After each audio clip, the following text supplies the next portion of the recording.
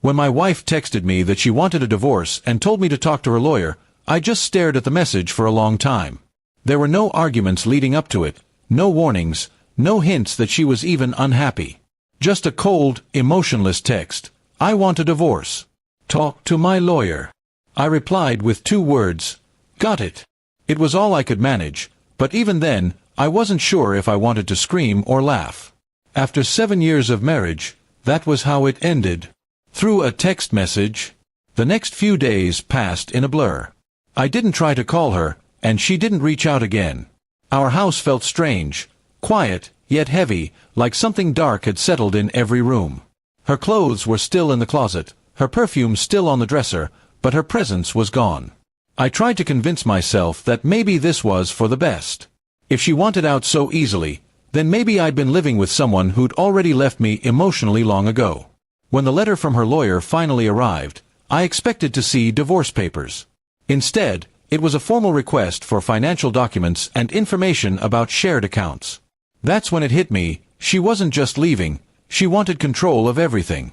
I didn't even care much about the money, but it felt like she wanted to erase me completely. Still, I remained calm. I gathered everything they asked for, scanned the documents, and sent them back to her lawyer. But while doing that, something odd caught my attention. There were several unfamiliar transactions in our joint account, large withdrawals, all made in cash over the past few months. I hadn't noticed them before. The amounts weren't small either. Curiosity turned into suspicion. I checked our credit card statements next. There were charges from hotels, expensive restaurants, and luxury stores, none of which I'd been to. I didn't jump to conclusions right away. Maybe it was for her work. Maybe she was helping someone. But the more I looked, the less it made sense. Every transaction was carefully spaced out, almost like someone trying to avoid being noticed. That night, I sat in the dark living room, scrolling through our shared photos. Smiles, vacations, dinners, all memories that now felt fake. I wondered when exactly she'd stopped loving me, or if she ever really did. Around midnight, I got an idea. I logged into our family cloud storage, something we rarely used, mostly for backup photos. I hadn't checked it in months. What I found there made my hands tremble. Hidden in a folder named Documents, there were screenshots of bank transfers, not from me, but from her personal account to another man. The same man's name appeared multiple times, often with notes like, for rent, for trip, and thanks, love. I didn't know him, but it was clear she'd been financially supporting someone. My wife wasn't just cheating, she was funding another life behind my back.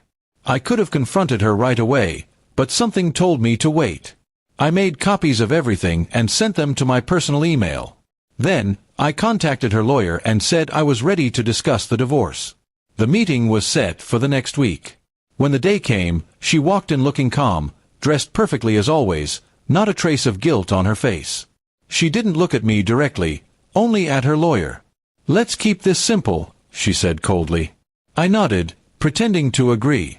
Halfway through, her lawyer mentioned financial support and division of marital assets. That's when I took out the printed copies of her hidden transactions and placed them on the table. Her eyes widened, and for the first time, she looked shaken. "What's this?" her lawyer asked. I leaned forward and said, "Proof that she's been transferring money to another man for months. Not for work, not for family, but for an affair she thought I wouldn't find out about." The silence in the room was thick. Her face went pale, her lips trembled, but she said nothing. Her lawyer quickly ended the meeting, clearly realizing they were in trouble. That evening, she showed up at the house, angry and panicked. "You had no right to dig into my accounts," she shouted. I didn't even raise my voice. "You had no right to lie to me for years," I replied. "You wanted this divorce, remember? You got it. But you're not getting a cent of what you tried to take." She broke down, crying, trying to explain that it wasn't what it looked like. But I'd heard enough lies to last a lifetime. Days later, I got another call, not from her, but from the man she'd been sending money to. He said he was sorry, that she'd told him I was abusive, that she needed help escaping. It was all part of her story to justify taking money from our accounts. She had manipulated both of us, me emotionally, and him financially. The man even offered to testify if needed. When the truth finally surfaced, her entire plan unraveled. The court found that she'd misused shared funds and lied about financial needs. The divorce went through quickly after that. She got nothing beyond what she brought into the marriage.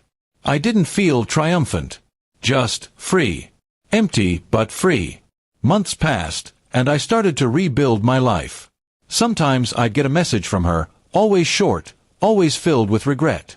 I never replied. There was no point. The woman I thought I loved was gone long before that first text arrived. In the end, I realized something powerful. Silence can be stronger than anger. When I said, "Got it," I didn't know that my calm reply would be the beginning of her downfall. She wanted control, but all she exposed was her own secret. And as she lost everything, I finally found peace, not from revenge, but from walking away without saying another word.